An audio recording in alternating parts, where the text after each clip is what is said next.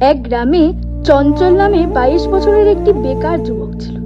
সে কোনো কাজকর্ম করত না, কিন্তু মাথায় ছিল অনেক আইডিয়া। বাবা মা ছিল গ্রামের সাধারণ মানুষ। চঞ্চল, ওঠ, কতক্ষণ ঘুমোবি আর? সারাদিন ফোন নিয়ে পড়ে থাকিস, একটা কাজকর্ম করিস না। মা, আমি একদিন বড় কিছু করব। তুই তো চা বানাতে পারিস ভালো, দোকান দিলেই তো হয়। কিন্তু সবাই তো চা বেচে, আমি নতুন কিছু করতে চাই। আইডিয়া, সস্তার চা, কিন্তু একটু অন্য স্টাইলে। লোকজন তাহলেই আকৃষ্ট হবে।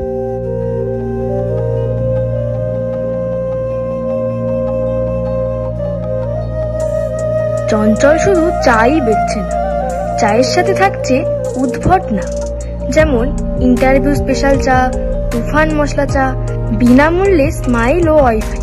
সস্তা দামে চা, কিন্তু সার্ভিসে গোল্ড।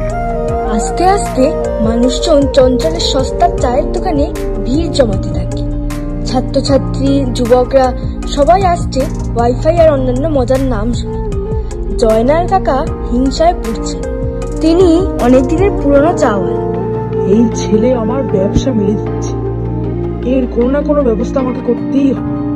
মজার বিষয় হলো, এক লোক ইন্টারভিউ স্পেশাল চা খেয়ে সত্যিই চাকরি পায়, কেউ ঘুম পাড়ানি চা খেয়ে দোকানেই ঘুমায়।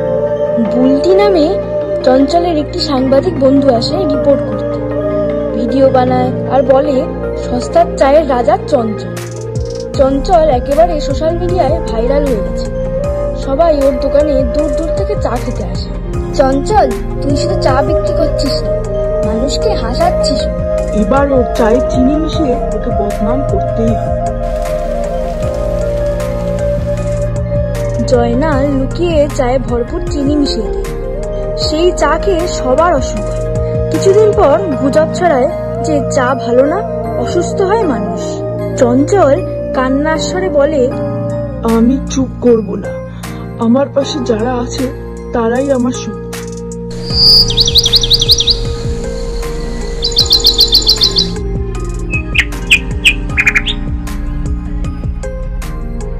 একদিন ভগবান চঞ্চলের কথাই শুনে। ওই গ্রামেরই স্থানীয় মেলায় একটি চায়ের প্রতিযোগিতা শুরু হয়। শুনুন শুনুন, মেলায় বেস্ট চায়ের প্রতিযোগিতা।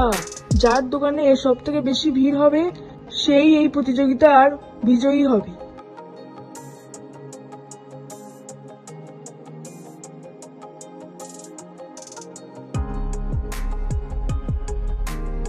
চঞ্চল ও জয়নাল দুজনেই অংশ নেয়, কিন্তু দুজনে ভালো চা বানালেও জনগণের ভোটে চঞ্চলই জিতে যায়।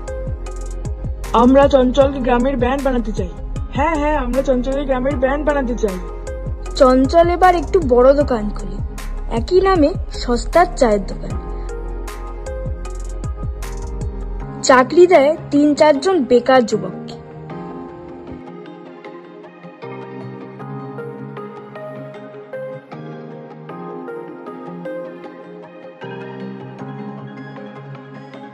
বড় হওয়ার জন্য বড় শহর লাগে, চাই মাথা, মন আর মেহনত।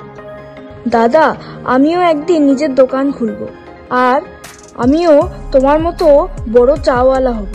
নিশ্চয়ই, আর আমি ফ্রিতে চা খেতে আসবো।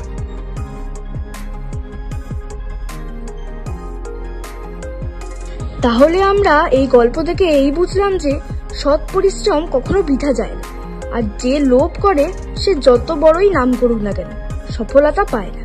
আর এই দিন থেকে চঞ্চল হেসে খেলে জীবন কাটাতে লাগে।